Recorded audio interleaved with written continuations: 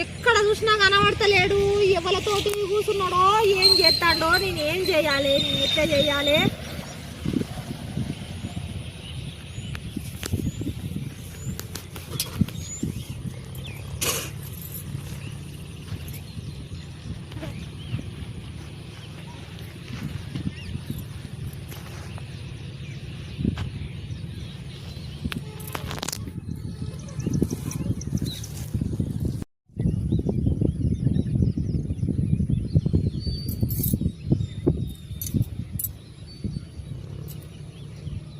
చూసినా కనబడతలేడు.